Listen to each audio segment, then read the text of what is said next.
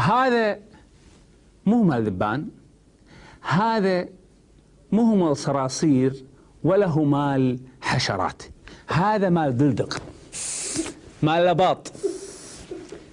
عرفت؟ لا تضحك، صحيح. الكويت بلد حار، بلد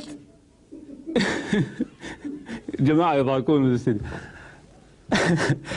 البلد الحار المفروض أن يكون دلدقك أباطك نظيف.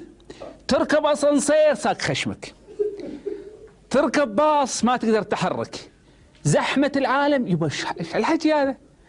رجاء، هذا ترى ما يستعملون الديودرن، هذا الريحة الجزكية هني على وساخة.